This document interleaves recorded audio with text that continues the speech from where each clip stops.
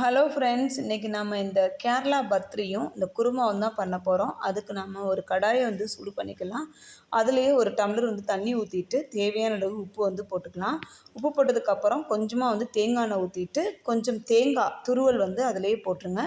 போட்டதுக்கப்புறமா இந்த தண்ணியை வந்து நல்லா வந்து கொதிக்க விடுங்க. கொதிக்க விட்டதுக்கப்புறம் நீங்கள் வந்து மாவு வந்து பச்சரிசி மாவு எடுத்துக்கிறங்க. அதை எடுத்துட்டு கொஞ்சம் கொஞ்சமாக தூவி விட்டு நல்லா மாவை வந்து கிளறுங்க. ஏன்னா கொஞ்சமாக தூவி விட்டால் தான் உங்களுக்கு அளவு தெரியும். ரொம்ப போட்டிங்க அப்படின்னா தண்ணி பற்றாமல் போயிடும். இந்த மாதிரி நீங்கள் வந்து இப்போ வந்து நல்லா மாவை வந்து பிசைஞ்சு எடுத்து வச்சாச்சு. இதை வந்து சூடு இருக்கையிலேயே கொஞ்சமாக வந்து எண்ணெய் விட்டுட்டு அப்படியே சூடோடையே உங்கள் கையை வந்து ஆவி பொறுக்க வந்து நல்லா வந்து பிசைங்க. சப்பாத்திக்கு நம்ம மாவு பிசைவோம் இல்லையா, அந்த மாதிரி வந்து பிசைங்க. சம்டைம்ஸ் வந்து சில பேருக்கு சூடு வந்து பொறுக்க முடியாது. அவங்க வந்து இந்த மாதிரி ஸ்பூன் எடுத்துகிட்டு கூட நல்லா வந்து பிசைங்க. ஏன்னா இது சப்பாத்தி மாவு அளவுக்கு நம்ம வந்து பிசையணும். அப்போ தான் அந்த பர்த்ரி வந்து நம்மளுக்கு வந்து சாஃப்டாக இருக்கும். அதுக்காக தான் வந்து சொல்கிறேன். இப்போ வந்து எனக்கே வந்து சூடு தாங்கலை. ஸோ அதனால் வந்து இந்த மாதிரி ஒரு ஸ்பூன் எடுத்து நல்லா வந்து கிளறி விட்டேன். இப்போ வந்து நம்ம எண்ணெயை வந்து கையில் தடவி விட்டு நல்லா கூட நம்ம வந்து பிசைஞ்சிக்கலாம். இப்போ ஆல்மோஸ்ட் நம்ம வந்து பிசைஞ்சாச்சு. பிசைஞ்ச ஒரு 2 நிமிஷம் வந்து அப்படியே வந்து ஆற விட்டுருங்க. ஆற விட்டதுக்கப்புறமா ரொம்ப நேரம் ஆற விட்டுறாதீங்க. ரொம்ப நேரம் ஆற விட்டிங்கன்னா என்ன ஆகும் அப்படின்னா அந்த மாவு வந்து விரிவடைய ஆரம்பிக்கும். ஸோ அதனால் நீங்கள் வந்துட்டு ரொம்ப நேரம் வந்து நீங்கள் வந்து பிசைஞ்சு வைக்க வேணாம். ஒரு 2 நிமிஷம் அப்படி வச்சுட்டு எடுத்து மாவை வந்து உருண்டை பிடிக்க ஆரம்பிச்சிடுங்க. இந்த மாதிரி ஆனால் உருண்டை பிடிக்கையில் உங்களுக்கு வந்து மாவு வந்து விரிவடைவெல்லாம் செய்யாது. அப்படியே சூப்பராக வந்து நம்மளுக்கு வந்து வந்துடும். இப்போ நாம் இதை வந்து எப்படி வந்து சப்பாத்தி மாதிரி தட்டலாம் அப்படின்னா, இப்படி கையால் வச்சு நீங்கள் தட்டுங்க. சில பேர் வந்து சப்பாத்தி கட்டையை வச்சு தட்டுவாங்க. சப்பாத்தி கட்டையை வச்சு என்ன செய்வாங்க அப்படின்னா மாவை வந்து ரோல் பண்ணுவாங்க. அது வந்து இதில் பண்ண முடியாது. ஏன்னு கேட்டிங்க அப்படின்னா, இது வந்து நீங்கள் சப்பாத்தி கட்டையை வச்சோடனே விரிவடைய ஆரம்பிச்சிடும். ஸோ அந்த மாதிரி பண்ண முடியாது. அதுக்கு உங்களுக்கு அருமையான டிப்ஸ் இதான். நீங்கள் வந்து கையிலேயே அப்படியே தட்டிட்டு இந்த மாதிரி வந்து ஒரு பாக்ஸை வச்சு இப்படி அழுத்தி விட்டிங்க அப்படின்னா, இங்கே பாருங்கள், நான் அப்போயே அழுத்தி விட்டப்பே கொஞ்சம் இதாகிடுச்சு. ஃபஸ்ட் டைம் பண்ணிங்க அப்படின்னா கொஞ்சம் இப்படி தான் வரும். உங்களுக்கு பழக்கம் ஆயிடுச்சு அப்படின்னா அதுவே வந்து சரியாயிடும். இப்போ பாருங்கள், நான் செகண்ட் இது வந்து உங்களுக்கு பண்ணி காமிக்கிறேன். இப்போ வந்து பார்த்திங்க அப்படின்னா இப்படி தட்டிட்டு அந்த பாக்ஸை வச்சு நல்லா ரோல் பண்ணி நம்ம வந்து எடுத்துட்டோம் அப்படின்னா சூப்பராக வந்து ரெடி ஆயிரும். இப்போ நான் வந்து கையால் வந்து தட்டிட்டேன். தட்டினதுக்கு அப்புறமா அந்த இதில் வச்சுட்டு இப்போ அந்த பாக்ஸை வந்து அதில் வைக்கிறேன் பாருங்கள். இப்போ பாக்ஸை வந்து வச்சுட்டு நம்ம வந்து இது வந்து எதுக்காக அப்படின்னா ஷேப்காக தான் வந்து நம்ம வந்து பண்ணுறோம். ஏன்னா அப்போ தான் நம்மளுக்கு நல்ல அந்த ரவுண்ட் ஷேப் வந்து கிடைக்கும். அதுக்காக தான். ஏன்னா நீங்கள் வந்து ஒரு வாட்டி மாவை வந்து கீழே போட்டிங்க அப்படின்னா ஒட்டிச்சு அப்படின்னா வராது. திருப்பி நீங்கள் ஃபஸ்ட்லேருந்து ஆரம்பிக்கணும். அதுக்காக தான் நான் வந்து சொல்கிறேன். கொஞ்சம் மாவை ஏற்கனவே வந்து தூவி விட்டுட்டு இந்த மாதிரி வந்து எடுத்துக்கோங்க. இப்போ பாருங்கள், நான் நல்லா பாக்ஸை வச்சு அழுத்துறேன். சூப்பராக எனக்கு வந்து வந்துருச்சு. இங்கே பாருங்கள், மாவு வந்து நிறையா வந்து வேஸ்ட் பண்ணல. அந்த வேஸ்டான மாவை திருப்பி நீங்கள் எடுத்து உருட்டி இந்த மாதிரி வந்து தட்டி திருப்பி நீங்கள் வந்து யூஸ் பண்ணிக்கலாம். அந்த மாதிரி இதில் வந்து நம்மளுக்கு வந்து ரொம்ப ஈஸியாக தான் வந்து இருக்கும். 2வது இது வந்து சாஃப்டாக இருக்கனால நம்மளுக்கு வந்து எவ்வளோ தான் நம்ம வந்து இந்த மாதிரி தட்டினாலும் ஹார்ட் ஆகாது. அதான் வந்து இதில் உள்ளதே. இப்போ நல்லா நான் வந்து தட்டிட்டேன். தட்டினதுக்கப்புறம் திருப்பி பாக்ஸை வச்சுட்டு உங்களுக்கு ஏன் இதை நான் வந்து திருப்பி திருப்பி சொல்கிறேன் அப்படின்னா, நீங்கள் ஃபஸ்ட் டைம் பண்ணீங்க அப்படின்னா உங்களுக்கு வந்து வராது. அதுக்காக தான் நான் வந்து இதை ஒரு 3 டைம் வந்து செஞ்சு காமிக்கிறேன். இல்லைன்னா வந்து 1 டைமோடயே நான் வந்து முடிச்சுட்டு போயிருப்பேன். இது வந்து உங்களுக்கு நிறையா பேருக்கு வந்து தெரியாது. அதுக்காக தான் வந்து சொல்கிறேன். இங்கே பாருங்கள், இப்போ நான் சூப்பராக வந்து இந்த மாதிரி எடுத்துட்டேன். இப்போ எல்லாமே வந்து நம்ம வந்து தட்டி வச்சாச்சு இங்கே ஆல்மோஸ்ட்டு. இப்போ கடாயை சூடு பண்ணிவிட்டு கொஞ்சமாக வந்து ஆயில் விட்டுக்குருங்க. ஆயில் விடணும் அப்படிங்கிற அவசியம்லாம் இல்லைங்க. ஏன்னா இது ஆயில் இல்லாமே வந்து செய்யலாம். இப்போ நாம் வந்து கொஞ்சமாக ஆயில் விட்டுருக்கோம். ஆயில் விட்டதுக்கப்புறமா இதுகளை வந்து தட்டி அப்படியே வந்து போட்டுக்கலாம். 1 தான் போடணும்லாம் இல்லைங்க. 3 4 கூட போட்டுக்கலாம். ஏன்னா அது ரொம்ப சின்னதாக தான் இருக்கும் இல்லையா, அதனால் நான் வந்து 3 போட்டிருக்கேன். நீங்களும் வந்து உங்களுடைய தோசைக்கல் வந்து பெருசாக இருந்தது அப்படின்னா 4 5 கூட வந்து போட்டுக்கோங்க. அது உங்கள் சௌரியத்தை பொறுத்தது. இப்போ நாம் வந்துட்டு இதை வந்து ஒரு 2 நிமிஷம் தான் இது வந்து ஒரு திருப்புக்கு 2 நிமிஷம், இன்னொரு திருப்புக்கு 2 நிமிஷம், மொத்தம் 4 நிமிஷம் தான் போதும். இந்த பர்த்ரி வந்து சூப்பராக வந்து ரெடி ஆயிரும். இப்போ ஆல்மோஸ்ட் நம்மளுக்கு வந்து ரெடி ஆயிடுச்சு. இங்கே பாருங்கள், நல்லா வந்து செவந்து வந்துருச்சு. இது எல்லாருமே வந்து பச்சரிசி மாவில் தான் வந்து பண்ணுவாங்க. நான் வந்து மாப்பிள்ளை சம்பாலே பண்ணியிருக்கேன். அதே மாதிரி இப்போ இங்கே பாருங்கள், நல்லா வந்து ரெடி ஆயிடுச்சு.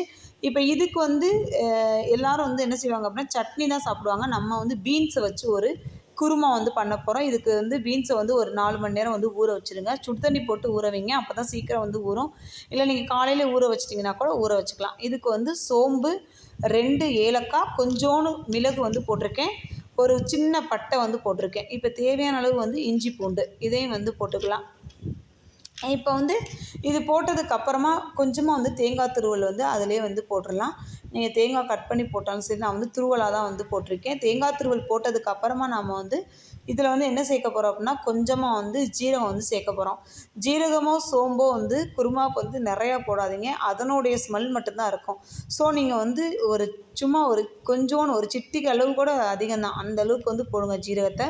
சோம்பையும் அதே அளவு போடுங்க. நான் வந்து கொஞ்சமாக வந்து மல்லி சேர்த்துருக்கேன். மல்லி ஏன் சேர்த்துருக்கேன் அப்படின்னா, மல்லி சேர்த்திங்க அப்படின்னா குருமாவுடைய ஸ்மெல்லு வந்து நல்லாயிருக்கும். அதனால தான் வந்து மல்லி வந்து சேர்த்துருக்கேன். இப்போ கொஞ்சமாக வந்து சோம்பு சேர்த்தாச்சு. இப்போ சேர்த்து முடிச்சதுக்கப்புறமா நாம் வந்து உங்கள் வீட்டில் எந்த சிக்கன் பொடி யூஸ் பண்ணுறீங்களோ நீங்கள் வந்து யூஸ் பண்ணிக்கலாம். நான் வந்து 2 ஸ்பூன் வந்து சிக்கன் பொடி வந்து சேர்த்துருக்கேன். இது வந்து காரம் போதும். ஃபைனலாக கொஞ்சமாக வந்து இது வந்து கடலை, நம்மளுக்கு தெரியல சட்னிக்கு போடுவோம் இல்லையா, அந்த கடலை தான், அது வந்து சேர்த்துருக்கேன். இது ஏன் சேர்த்துருக்கேன் அப்படின்னா, இது வந்து நம்ம அந்த சால்னா வந்து கொல கொலன்னு இருக்கணும் அப்படிங்கிறதுக்காக தான் வந்து அதை வந்து சேர்த்துருக்கேன். நல்லா வந்து கெட்டியாக இருக்கணும் இல்லையா, அதுக்காக தான் அதை வந்து சேர்த்துருக்கேன். இப்போ இது வந்து ஒரு 50% அரைச்சி எடுத்துக்கிட்டேன்.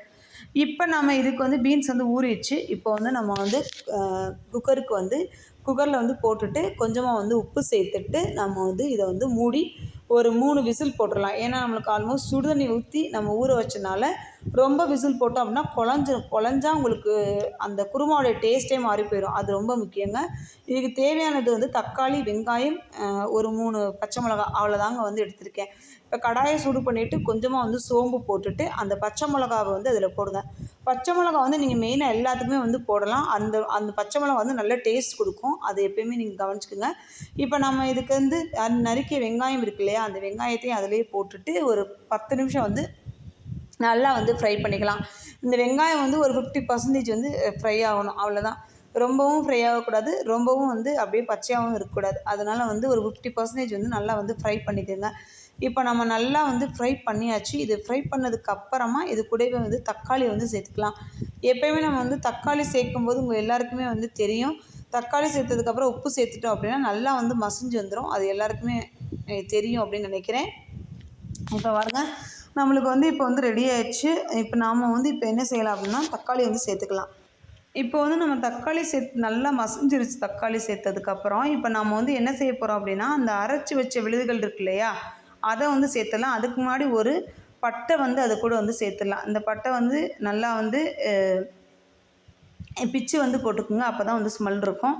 இப்போ அரைச்சி வச்ச அந்த இது இருக்கு இல்லையா, நம்ம முன்னாடியிலே தேங்காய் இதெல்லாம் போட்டோம் இல்லையா, அந்த அரைச்ச விழுதுகளை இதில் சேர்த்துடலாம்.